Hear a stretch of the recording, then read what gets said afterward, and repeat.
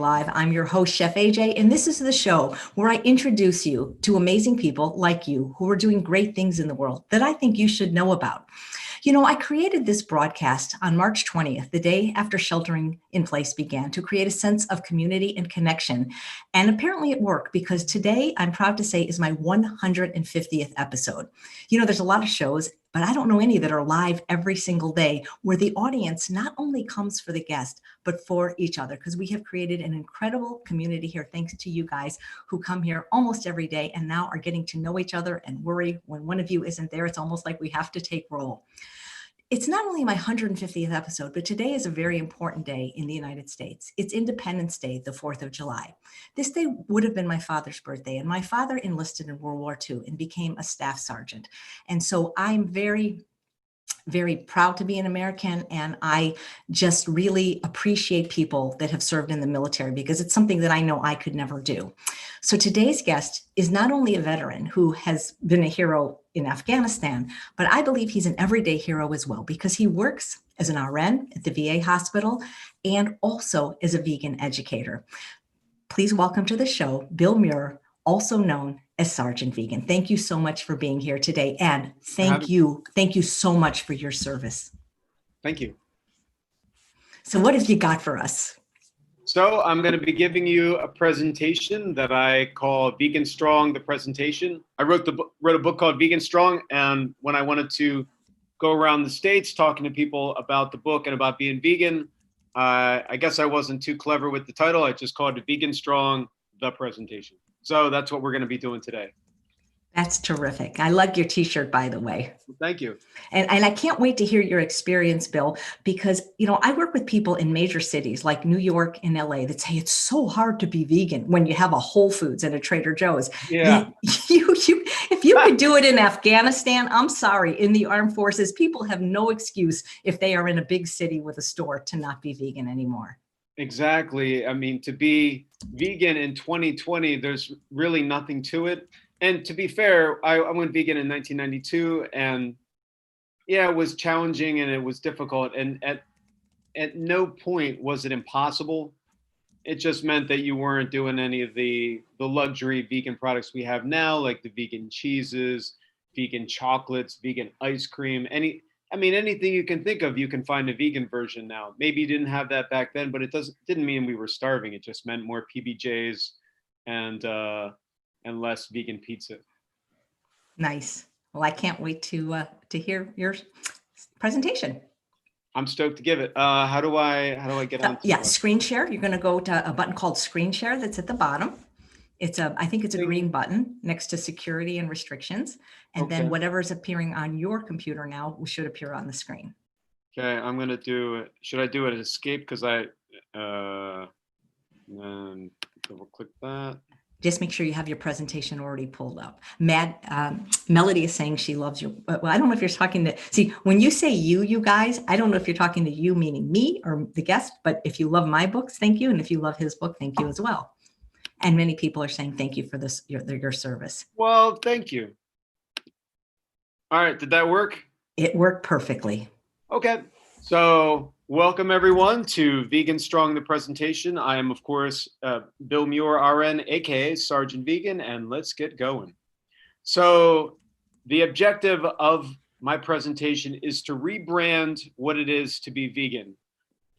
For too long, I think to be vegan in the eyes of a lot of people in the United States and the world, to be vegan was something considered other. We were hippies. We were weird. We were people that ate weird food. Often the vegan food was considered less than desirable. There was an image of what a vegan looked like.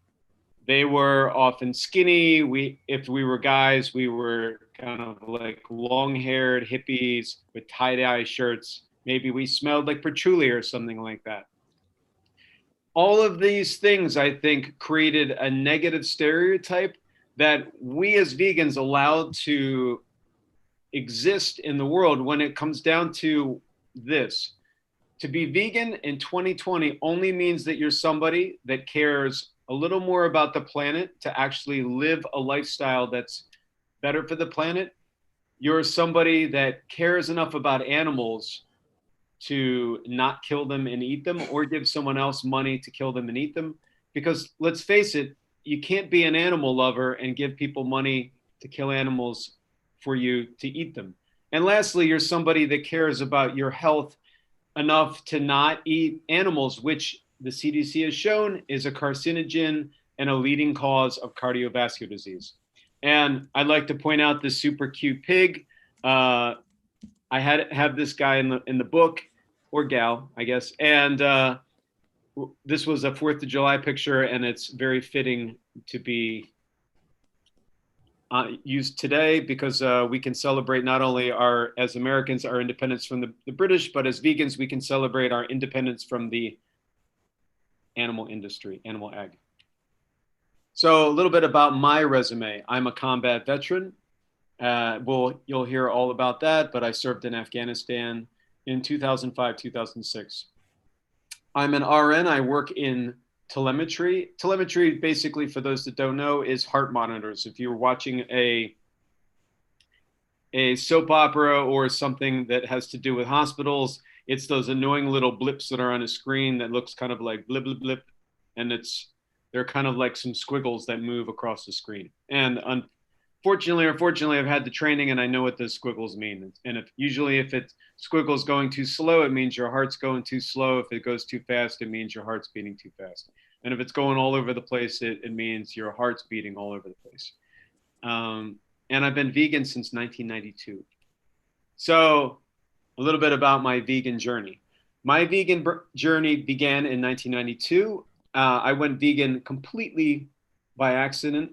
So I first went vegetarian because my mom was asking me to give up something for Lent. My parents and my family are very Catholic. I was raised Catholic. And in 92, I would have been 19 years old, kind of a snarky punk rocker. So my mom asked me to give up something for Lent. And then I thought, what would really be a crazy thing to tell them that I wasn't doing for Lent? And Catholics don't eat meat one day out of the week. So I said, hey, I'm not going to eat meat for the whole 40 days of Lent. So nowadays, if someone said, hey, I'm not going to eat meat for 40 days or 50 days or even 6 months, people would just consider that a healthy cleanse. But in 1992, that was super revolutionary. Close friends and family actually thought I was going to get sick, end up in the hospital, or die. People said things like, nice knowing you, but not in jest like they might do now to be funny, but actually serious. People didn't know. I didn't know any vegetarians personally. I didn't know any vegans.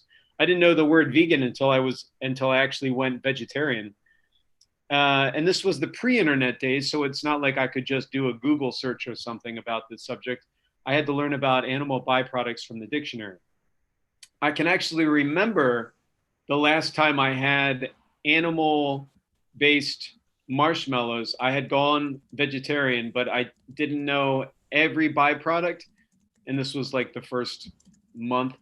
I was at a party and somehow people were eating marshmallows. I think people were trying to stuff as many marshmallows as they could in their mouth, like some kind of like Tide Pod challenge before Tide Pods.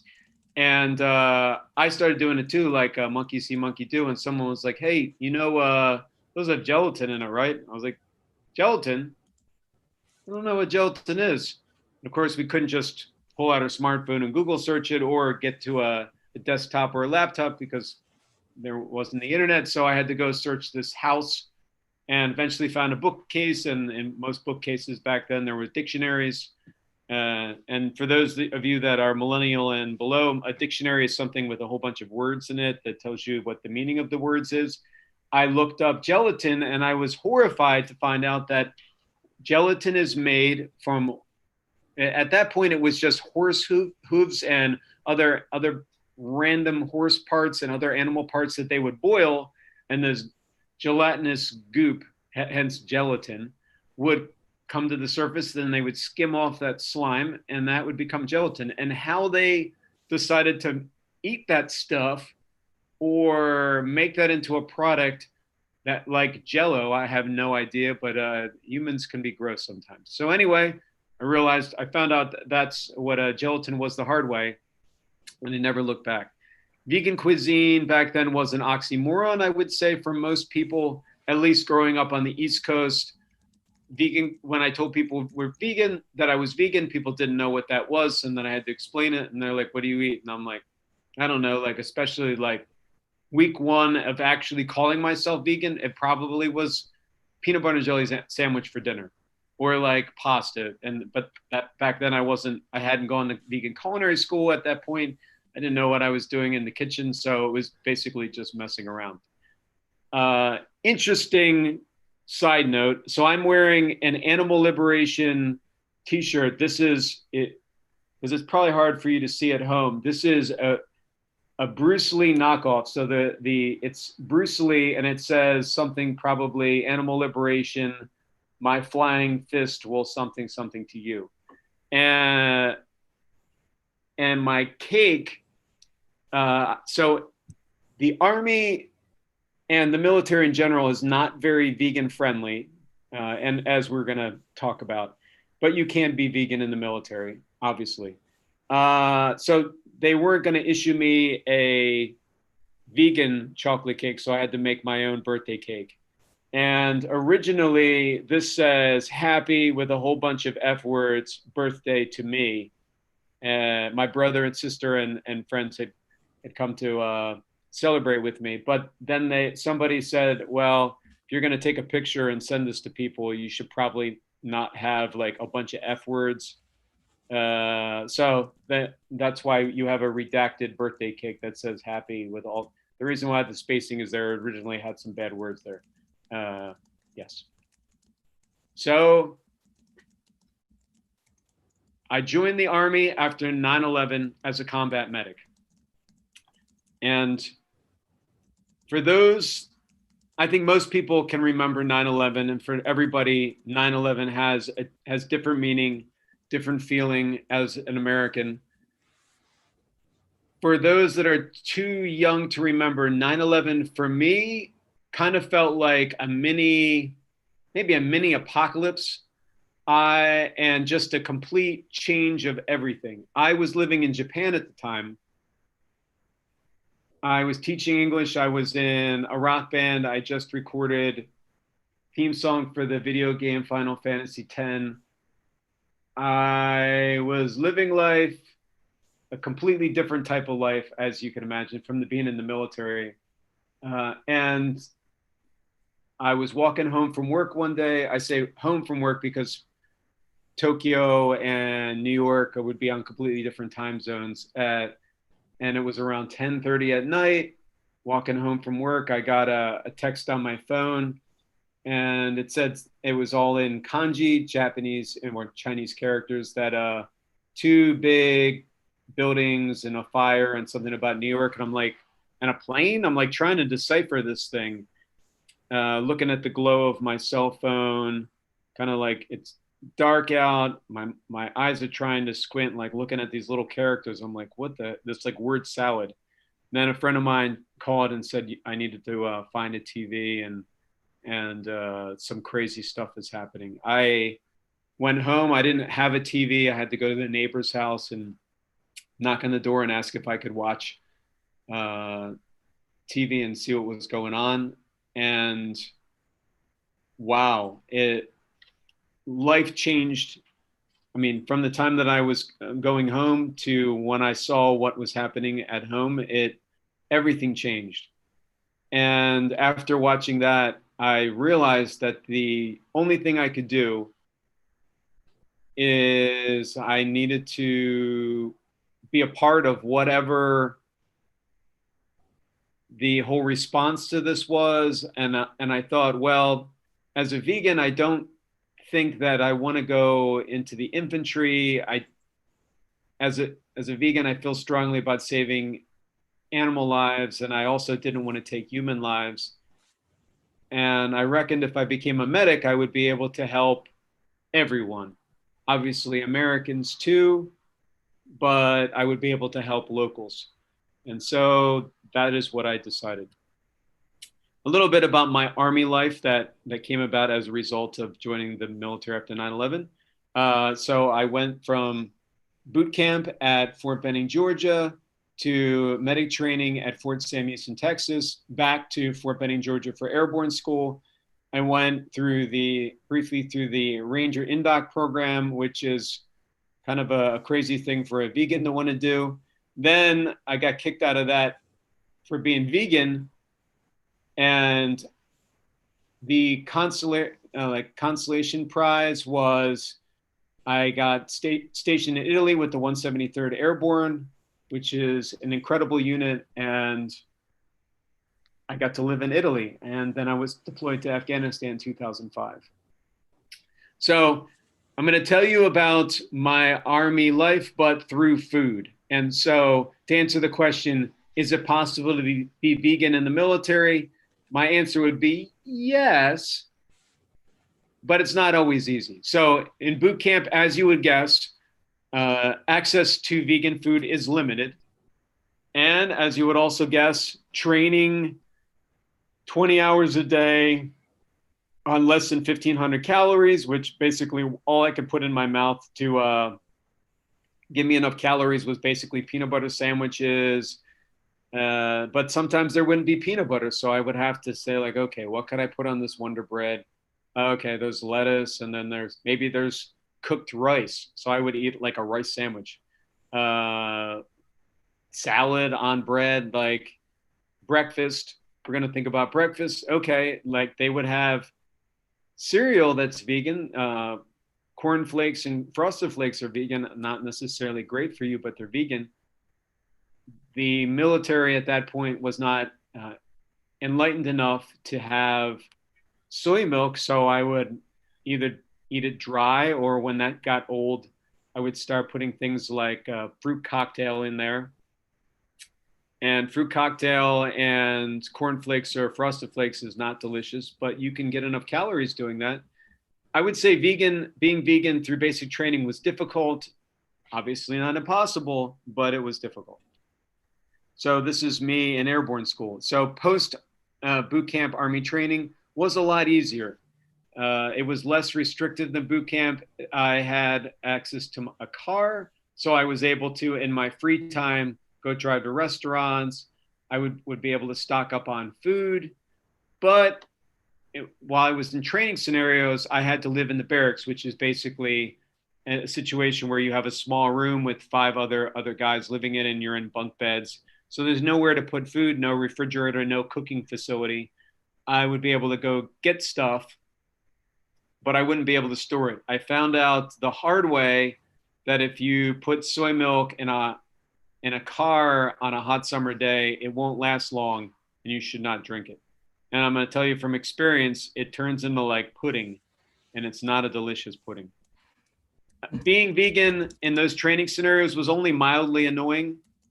Some things I would do things like while I was in the Ranger Indoc program, we had to wear this big canteen as kind of like signifying we were part of this program. I poured all the water out of the canteen, and I used it as a pouch to bring things like I bought vegan cream cheese. And yeah, even in 2005, we had vegan cream cheese. It wasn't always good. It basically tasted like some chalky paste, but I would bring that to the chow hall so I would be able to eat bagels with my vegan cream cheese and jelly on it. Yeah, it was only mildly annoying. I wouldn't say it was miserable. It wasn't impossible, and by any means. So people often ask me what jumping out of a plane is like. So I'm going to say, if you're afraid of heights, it's some amazing stuff. So I'm someone that's afraid of heights. And before I became a paratrooper, just going on a roller coaster would be kind of an amazing experience. But think a roller coaster, it's only 100 feet, maybe 200 feet, versus if you jump out of a plane with the military, you're jumping at about 100 or 850 feet. So you're about 6 times as high up. You're going out of the door with a whole bunch of other people. In this case, it's a static line, meaning when you jump out, the line is hooked to your parachute, and gravity pulls the chute out. And as you jump out of this plane, and this would have been a C-130, you jump out, you get hit by what's called a prop blast. So this air from your propeller hits you, and you're jumping out of the plane, but the prop blast hits you and you go upside down. So you're falling, but now you're falling up, and then you're falling down, and you can see because you have this death grip on your reserve chute, and then you see your boots, and then you see the plane flying away. And then suddenly your chute deploys, means opening, your chute opens, and then you fly another 10 feet up in the air, and it feels like the hand of God just went whoop and threw you up in the air. It's one of the most amazing, scary, cool, and being afraid of heights, it's basically like someone setting off fireworks in your brain. There's so much adrenaline, it's just crazy. But what's even more crazy is by the 5th jump in basic training, I remember they had me standing in the door. So again, a guy afraid of heights, I'm standing in the door of the plane. So it's just, I can, from my feet to out the door is about, I would say about maybe 9 inches, and then just 850 feet down to drop. Nothing is holding me in. I'm not holding onto the door or anything. I'm just standing there. And I remember looking out into the blue sky, and it just looked like I was going to be jumping into this really big swimming pool. And the weather was great. It was like maybe 80 degrees outside. We were doing what's called a Hollywood jump, so I didn't have all this extra gear on me. I was just relaxed, just along for the ride, like not an ounce of fear on me. I was just ready for it.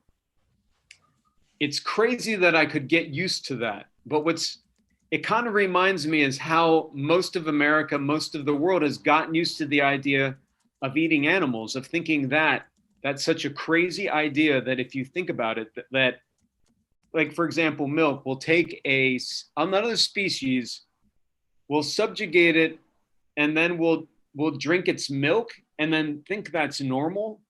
It's crazy. The human experience, we could really get used to anything and make it just a matter of fact, normal situation, from jumping out of planes to eating other animals and drinking their milk like it's normal. So then I was stationed in Italy with the 173rd, and it was incredible. And being in the Army at that point was pretty much like any other job, except I would go to morning PT, which means morning physical training, which could last hours. And then obviously shooting guns and military kind of stuff like that. I had access to a kitchen, to a car, and some degree of freedom. And it was easy to be vegan. And for those who haven't been to Italy, Italy is awesome. And it is also very vegan friendly. And there were things that I had never even seen in the States, like different vegan puddings, vegan ice cream that we didn't have here. Vegan was much farther along in Europe than it was in the States at that point. And so being in Italy was incredible. So here's the golden ticket. So for those that haven't seen the movie, there's this movie and book called Willy Wonka and the Chocolate Factory, where somebody finds what's called a golden ticket. I won't go into that whole movie plot and stuff like that. Basically what this is, when I got to my unit in Italy, I thought, okay, so I've had kind of a touch and go experience. Basic training was awful.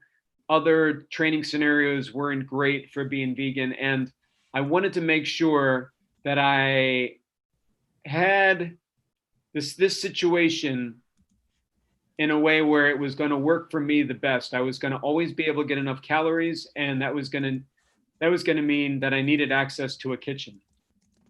So what I did was I joined up with another soldier, and we went to move off post or off base. Now, his unit had said that he could go. My unit didn't say no, but it was kind of unspoken that I would need some reason. Either I would have to have a much higher rank than I already had, like I would have to be a sergeant, but at that point I wasn't a sergeant. I Married people can get off post, and there's always another group of people that have a way around things, or we say in the military, there's a waiver for everything. So what I knew is if I got a doctor to write me a note that said that I needed to go off post or I needed to not use the chow hall, I would be able to get the food that I needed and be able to basically make the military into a kind of a 9-to-5 job in a way that I would always have that access to food. So I went to a doctor, kind of like you would have a doctor's appointment. And when they saw me, I was like, okay, I've been vegan since, and at that point, about 10 years. I'm like, Doc, could you write me this letter that says that I can't eat at the chow hall and that I need, therefore I need access to a kitchen? And he's like, well, I'll write you a letter that you're vegan and that you need, you would have like an extra needs. And that's basically, I kind of told him I am vegan and that these are things that I can't eat and that this. So after he wrote this up, and this is an official Army document, as you could see, I brought that to my commander. I'm like, hey, I kind of need to move off post and it's because I'm vegan. And they're like, well, if the doctor said it's so, it's so. And the rest is history. So my deployment to Afghanistan. So before I deployed, I thought, I had figured a way around having to go to the chow hall by getting that letter and being able to move off post and being able to cook. I know there's going to be a way because to kind of quote unquote hack the being deployed experience. If I sent myself enough stuff, because I know where I'm going to be going to, and I knew that when I was going to be deployed, where I was going to be deployed, and I knew that 5 months in advance. I thought if I sent myself enough stuff, I would be able to live for my year in Afghanistan with all this stuff. So I started assembling a gigantic stockpile of vegan food. I got these boxes that were enough to stick 2 normal size humans in, and I put every manner of vegan ramen, Cliff Bar, like any vegan, like soy milk, anything I get my hands on. And I put about 200 pounds each, maybe 150 pounds each into these boxes. And I shipped them to myself. And I thought, wow, I've really figured it out. This is going to be incredible. So we deployed in March of 2005. I get to Afghanistan. They're giving a safety brief. I think we're in tents or something like that. And the sergeant that was in charge of me says, Doc, got some bad news for you. One of your boxes exploded. So you're only getting 1 box. And I was shocked. I had thought that I was going to be fine once I got to Afghanistan to where I was going to be. I was going to have all this food. And here I'm finding out that my box exploded. So I made some comment. The first thing that came out of my mouth was simultaneously, I made this gesture with my hands that would be like a bomb. And I go, exploded? And yeah, for months afterward, every time we got attacked, someone would go, exploded? Or did something explode? And I guess it was funny, but for me, it wasn't very funny. I was like, what am I going to do? Like I'd figured out the food situation and now either, and they never told me, and I never asked, did my box get mortared? Did somehow it blow up due to, I don't know, in flight? Did it just get stolen? No one ever said, but exploded was the best they got. So I'm in Afghanistan the first month, like I went through all that stuff that was in that box within 3 weeks. And I was like, dang, what am I going to do? The chow hall wasn't even a real chow hall. It was basically a plywood box with 2 Marines opening tins. And they were not actual cooks. They were guys who are infantry that were press ganged into being cooks. So, and there wasn't much in the way of vegan food. There was some fruit that was washed in unsanitary water, and that was about it. Some stale bread, and then whatever they decided to open with tins and make. I mean, hey, we were in the middle of a war zone. I can't expect it to be that much different. So I started doing started going to the local clinic and helping out at the local clinic. And through that, talking to the local docs and medics, I realized that their halal meals, which halal is, it's kind of like the Muslim version of kosher, and often kosher stuff is vegan by default because of the way that they have to have separate animals that you're killing and milk. And so when I found out that often halal meals would be vegan, and then actually these halal MREs that they had were vegan, I found a way to grab one of those every meal, and I was eating just the halal MREs. But then the command found out that I was doing that, and I wasn't allowed to eat them because I think we were using them for medical missions or something like that. So they put the kibosh on that. Then I started trading food with the local docs because I realized that I could. Their chow hall often had, and again, chow hall is basically would be a dining facility, but it's basically just a plywood box. Like literally, people made it with plywood. So I started trading food that I got at our chow hall for food that they got at their chow hall, and we would kind of meet in the middle and do this smuggled exchange. And they were stoked to be eating American food, and I was happy to just be eating any food because I think one of their rice dishes was vegan. Then somebody found out that I was doing that and was like, you can't like fraternize that much with the locals. So then I was like, what am I gonna do? And then somebody told me about a site called anysoldier.com. And anysoldier.com is a website that people who are deployed and still exists can put things that they need, and people who feel like they want to do a good deed can send people food or shaving cream or magazines or whatever kind of nonsense people need. And I put my unit needed these such things, and that there was one guy who was vegan who needed stuff. And people, when they saw that on their website, were stupefied that somebody would have the moxie to go to a war zone and still remain vegan, especially when people, were saying that it was too difficult to be vegan in like LA or Philadelphia in 2005, let alone obviously a war zone. People at home were very supportive. I started getting boxes, like gigantic shipments, sometimes as many as 10 big boxes of food. Just people would put whatever shelf stable stuff that they could find. Company Tofurky sent me, I don't know how many boxes of their shelf stable products, and like literally saved my life. As I have here, the dining facilities or defects were not vegan friendly, and being vegan was very tricky, but I was able to figure it out. So this is a picture of me with some shelf-stable Tofurky. This is taken in 2005. In the background is a 105 Mike howitzer. This is Afghanistan, which, as Spartan and unique as Afghanistan looks like, a buddy of mine lives in somewhere in the kind of sticks in California, and this is kind of what his backyard looks like.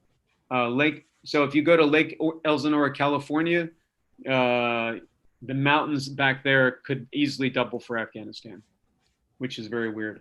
And that's me with Tofurky. So this picture went to the Tofurky website and was on there.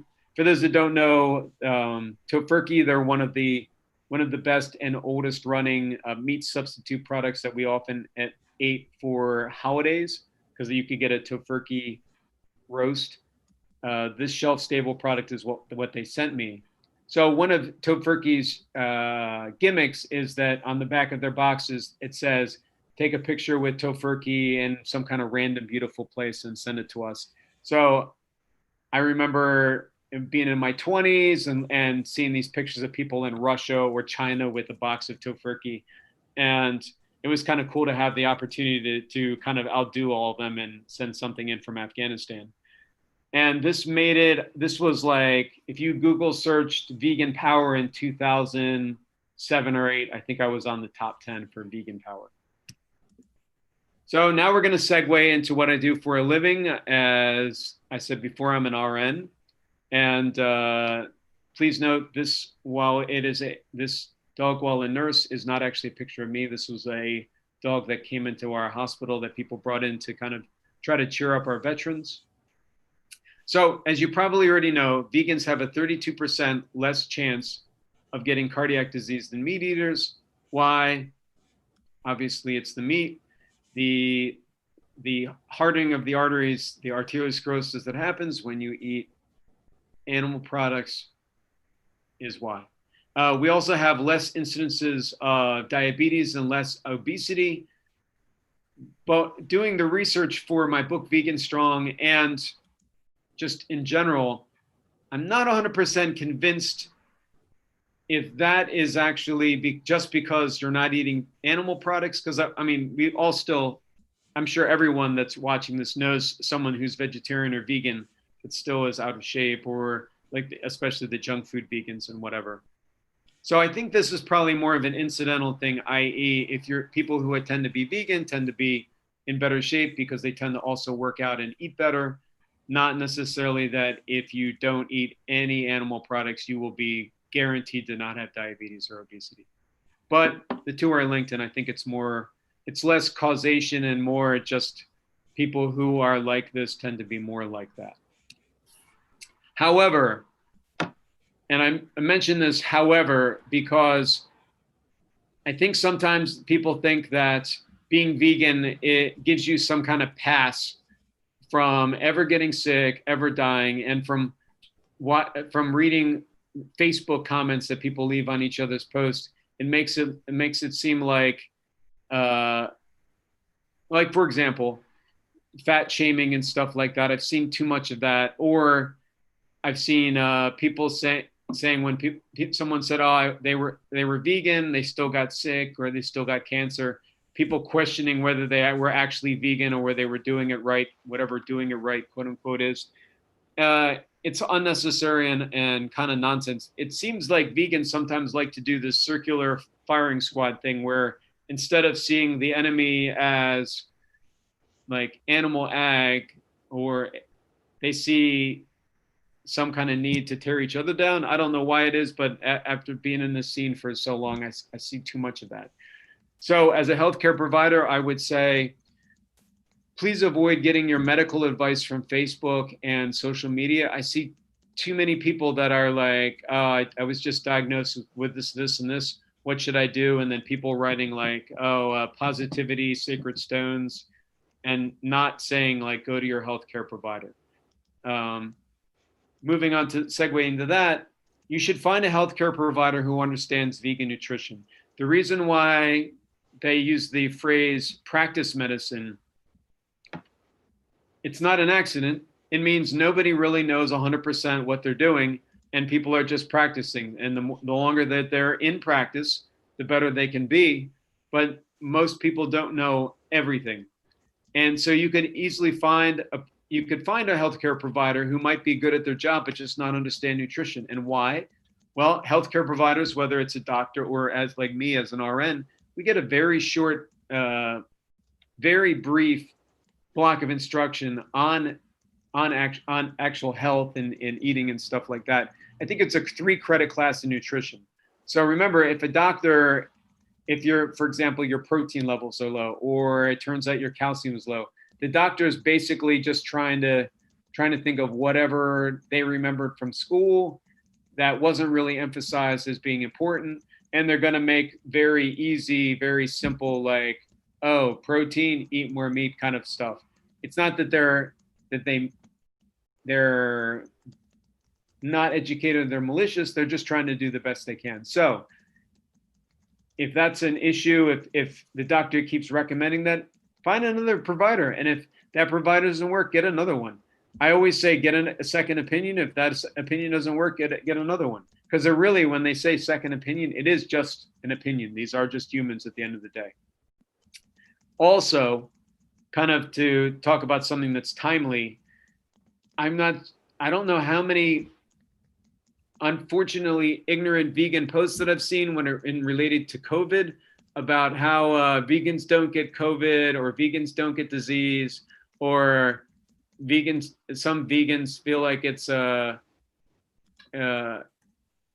against their freedom to wear a mask, and other kind of such malarkey. Like, look, the reason why people wear masks and social distance is to stop the spread of this disease that's killing we've killed 130,000 people in the United States so far have died or more. I love to think of our country as number one, but unfortunately, the only way right now I can think of us as number one is number one in COVID deaths and number one in not getting the memo on social distancing and having a hard time reining everyone in. I think part of what makes America great is our freedom and that independent spirit that Americans have. But I think that independent spirit and that freedom has kind of come back to bite us, and that people think that they don't want to be inconvenienced, especially when it comes to saving other lives by flattening the curve of COVID. So I would encourage everyone across the board, wear a mask when you go out, social distance, and wash your hands. So because of the internet, vegan has come a long way. So I mentioned because of the internet, because the internet has done more than almost anything else in spreading veganism. I know as an activist, especially when I was back in my punk rock days, I would love to think it was like the angry signs that we were holding up is what really changed minds, but no. The internet, new products, celebrities going vegan, that is what spread this movement more than everything. So the more people that go vegan, the more positive the vegan perception of us. The more celebrities that go vegan, the more people that think, oh, vegan is good. If you see, I don't know, name the celebrity that's going vegan this week or something like that. It makes it easier for them to make, sorry, I'm gonna have to take another drink. It's okay. It makes it easier for other people to embrace that. As vegans, then, I think we need to keep our eyes on the prize and realize that mainstreaming this movement is the quickest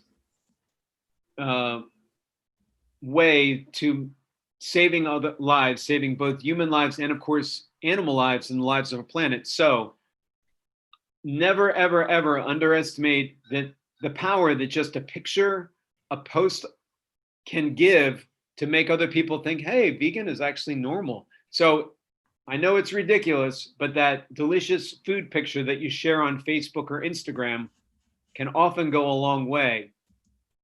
And it's crucial to make our lifestyle appealing to other people. So, when you think of vegan, you think of these bodybuilders and celebrities, and bodybuilders like the strength team I belong to, Vegan Strong Team.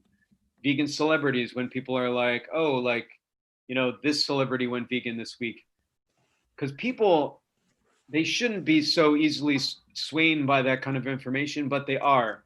And when somebody who, that quote unquote, has it all decides to make that choice, for example, Miley Cyrus going vegan. Miley Cyrus, obviously, as a 47-year-old former punk rocker, does her music speak to me? No. But the fact that when she says, hey, you shouldn't wear fur, or why are you still eating animals? And she has millions and millions of fans, and they're like, yeah, you have a good point there.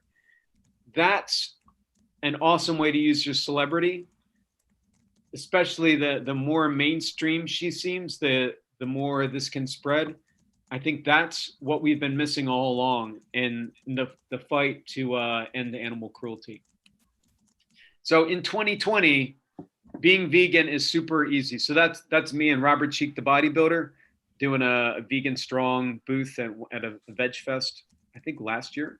So being vegan doesn't have to be expensive. I mean, think about it. Rice and beans has traditionally been super cheap. So is pasta. Vegetables aren't in themselves expensive as long as you're not shopping at Whole Foods, a.k.a. whole paycheck. It doesn't have to be complicated. Back in the day, a very well-meaning dietitian or nutritionist made this hypothesis that while animal foods are complete proteins, plant foods are not complete proteins, and therefore you would have to mix and match your proteins. Nope. If it's protein, it's protein. It's a complete protein.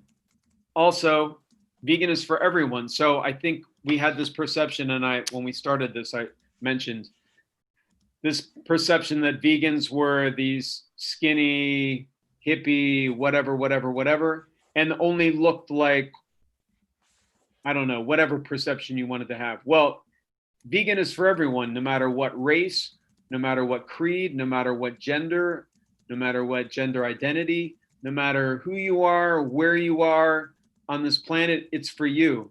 All vegan should mean in 2020 is that you're not ruining the planet, ruining yourself, and killing animals for no reason. And what does vegan strong mean? So vegan strong means living happy and healthy. So first, happy. Happiness spreads. And yeah, negativity and misery and anger can spread. I mean, but I think something that we were missing with when we would protest, when we would do demos and we would hold up these signs, is I think we missed that instead of saying you're bad for eating meat, which I get, I mean, and it sucks that people still eat meat or kill animals, but I think we should have been doing it more in a pride of doing something that's good and being happy, because being happy, when someone's happy, it's contagious and people are like, hey, why are you happy? What are you doing? What are you doing that I'm not doing? And healthy. So when people are healthy, super healthy, when I talk to people and they find out like, whoa, you don't get sick that often. I'm like, no, I don't get sick. Maybe every couple of years I'll get a cold. I work with sick people, so the germs are there, but usually I don't get sick. That's the kind of thing that people are stoked about. Being fit and confident. So being fit is going to be different for everyone, whether you're, one of these people in the picture that is a fitness model, or they're just someone like me that's a average guy that works out 5 days a week. Being fit's going to be different for everyone. But that being confident is going to definitely go a long way. Why? When someone questions what you're doing and you say, hey, yeah, you don't have to boast about it. You don't have to go on and on about how meat is murder, but you can just say like, look, I'm vegan. I'm in great shape. I'm in great health. This is something you should consider too. It sticks in people's heads. So spreading a positive vegan message will do wonders for the movement. And that's the direction we should go, especially moving forward. So that's my book, Vegan Strong. And what are your questions? Well, before I get to the questions, I first want to tell you how awesome this presentation is. If you'd like, you can take it off screen share.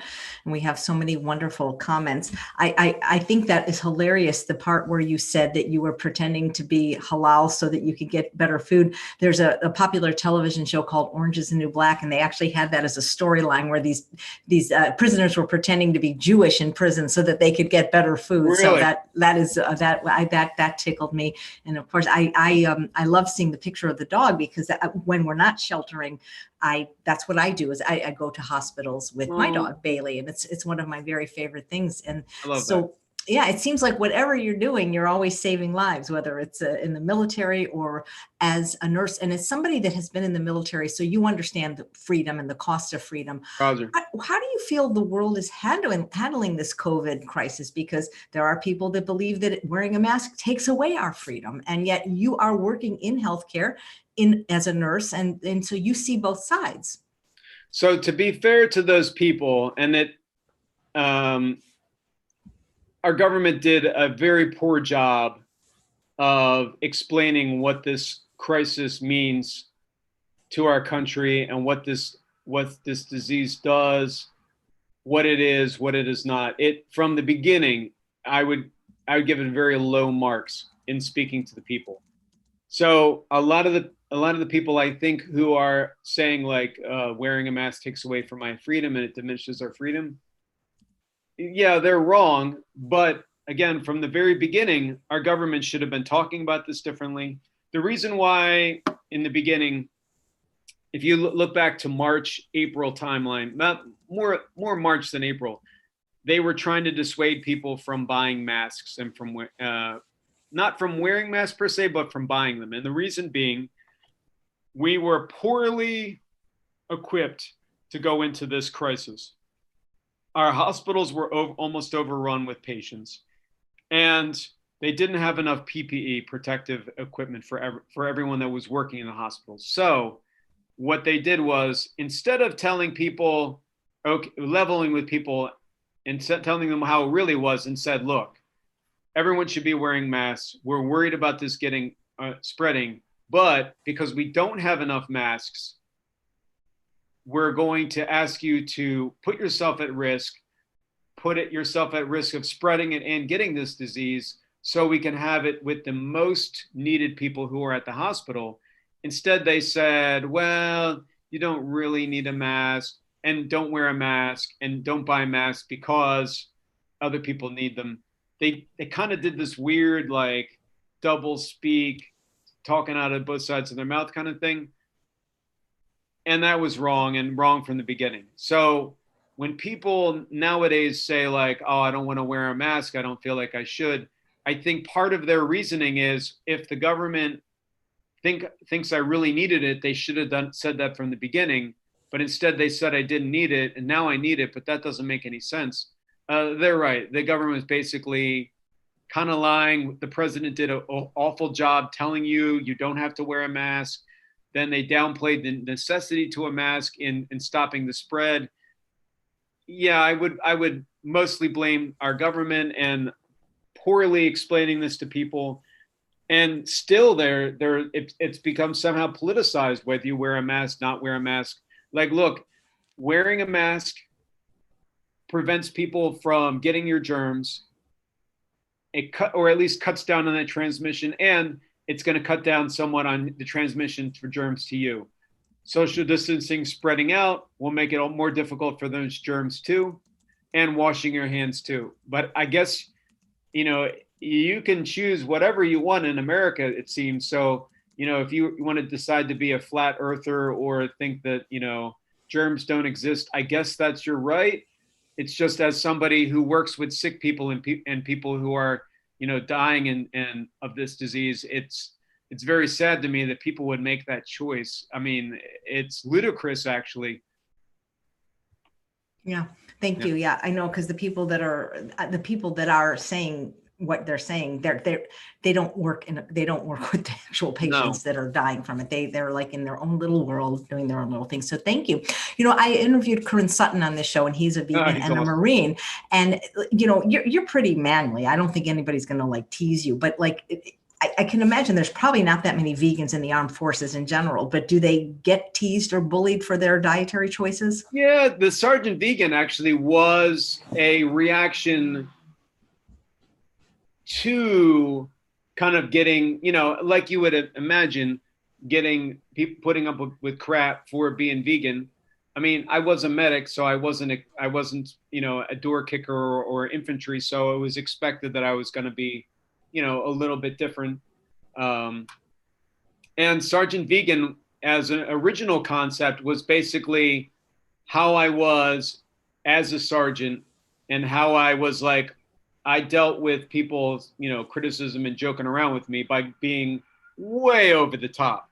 I'm in okay shape now. When I was in the military, I was like, I was usually almost maxing the PT test, physical fitness test, run, push-ups, sit-ups. I was usually like 299 out of 300. I could never get the run. I was always a couple seconds off of the run, but I was in very, very good shape. And my way of dealing with the criticism is, when we would run, I would outrun people, and I would like yell back, well, that's because you still eat meat, or some kind of ridiculous comment. I I thought of myself as like I needed to go above and beyond at all points. I wanted to help. I wanted to fight their negative stereotypes by just being kind of like some ridiculous, I don't know, alpha or something like that. Uh, you know, some of it was probably silly, but that's how that's how I dealt with it, Yeah.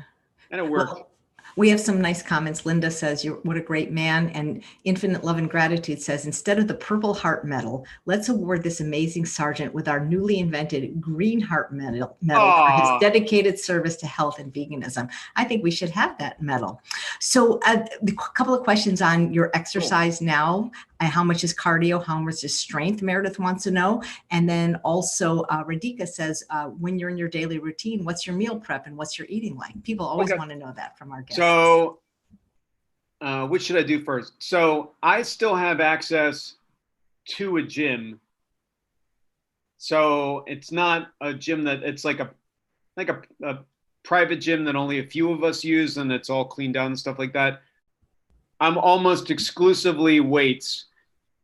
The reason being, well, one of the downsides of the military is you overdo everything, and my hips got jacked up jumping out of planes, and so yeah, that was fun, and I don't regret that. It's running running hurts like more than it should, and eventually I'll need a hip replacement as a result of my military service. Um, the plus side is when you're doing heavy cardio, like I ran marathons before I went in the military, and we would run every day. When you're doing heavy cardio and lifting to try to get strength and try to put on mass, these are two totally separate things that are kind of at odds. Lifting and eating a lot, and eating for that will put on muscle and bulk, but doing a whole bunch of running will kind of burn that muscle off. And I was always putting these two competing goals forward for myself. Whereas now I just eat kind of a normal amount because I don't want to accidentally kind of fluff up or get fat while I'm still working out. And I lift probably 4 or 5 days a week, split schedule. And most people know that you don't lift the same things, same muscle groups every time. You're alternating so you can work out multiple times in a row without kind of with letting different parts of your body rest. So I'll do like chest and tris day 1, day 2 I'll do shoulders, day 3 I'll do arms, so bicep, tricep. The gym that I'm using doesn't really have much for legs, so I'll just do air squats one day that I'm not going to the gym.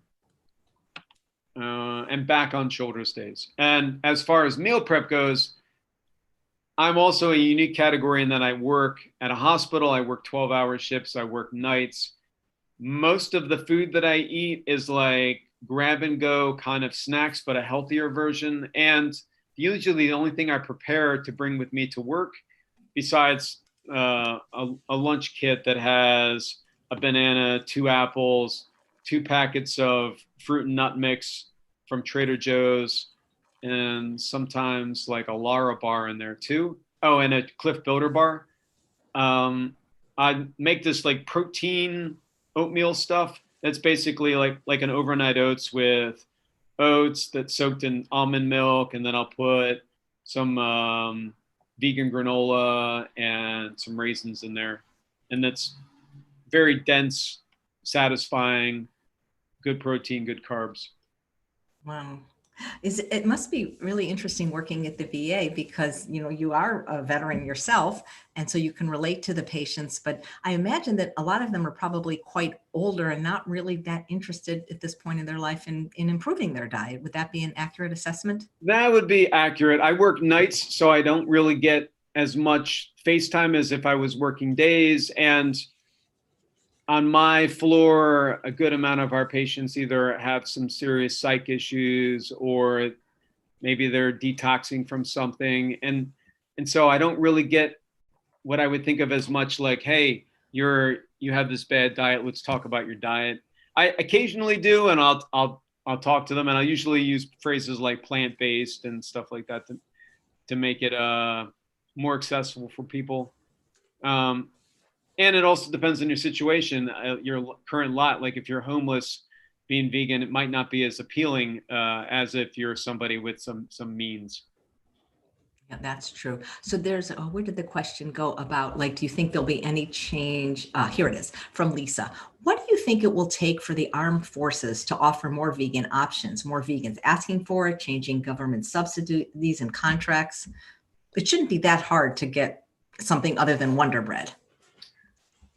For sure. I know there were initiatives, but they were at kind of like from the bottom up instead of from the top down. So there was a gentleman that I was in touch with that had a plant-based or a vegan option at every meal at a chow hall in Oklahoma, Fort Sill, Oklahoma. And he was doing that for about a year, and it was pretty popular. But once he moved, then the next people that were taking over the chow hall just decided to do away with it. I think it'll be a bunch of different things. Will it ever actually change? Maybe. I think with documentaries like Game Changers, there's going to be more interest in that. I think if it's all how you spin it and how you sell it. If you're basically say like, look, like the gladiators were vegan, you can eat healthier, be stronger, and have less chance of putting on unwanted pounds, and have better chance of long-term success for your body. I think that's an easier sell than saying like the cute and fuzzy bunnies. Let's do it for the animals. I think it's important to be able to know, talk to whoever you're talking to about it and frame things in a way that they're most likely to accept and understand. Yeah. So yeah, I would think a kind of a lower hanging fruit for this whole argument would be, we need to figure out a way to have a vegan MRE. I know when I was when I was serving in Afghanistan, the number 12 bean burrito was accidentally vegan. So the MREs are split up between vegetarian and non-vegetarian. And the vegetarians aren't vegan, except in that case that there was one that was accidentally vegan, but usually they're not vegan. There's usually, it's maybe 70% vegan and a couple things in the package are not. So you have to kind of sort through. But the ones that are not even vegetarian, there's usually one or two things in those MREs that are vegan. So what I would have to do is I would have to rip through a bunch of different boxes, and there'd be a good amount of waste. So I would take some of this, take some of that, throw this, throw that. Oh. Is that a tattoo? I always ask people about their tattoos. No, I have short sleeves. Oh, okay. No tats? No, I mean short sleeves as in it's like I'm wearing a shirt. Okay, cool. And is any significance? So I have vegan tattooed on my neck. That is significant in that, well, I mean, I've been vegan. It's been there since 1995. And that is actually what got me kicked out of the Ranger indoctrination program. I was wearing, like, working out, and you could see that the tattoo peeking out, and some guy went over and pulled down my shirt and was like, like it says vegan. And the idea that somehow, someone who's vegan would make it through this indoctrination program and be a vegan ranger, that it just, freaked them out. Mm-hmm. And that would have been incredible, but being with the 173rd was probably better and worked better for me. But yeah, so it was pretty significant. I would say most of my tattoos have some significance. I mean, let's say all of them do. Yeah, mine's just Scooby-Doo. So, yay! What can I tell you? I didn't put a lot of thought into it, apparently. So, I think you're so right, Bill, that having vegan MREs, if somebody could create really tasty ones, I mean, just even thinking of it for travel, like people would buy them even if they weren't in the military, if they were good. Maybe that could be your next business. I can maybe help you with some of the recipes, because that would be amazing. Investors, take note. Yep, just a couple of comments. People are saying such wonderful insight from his perspective.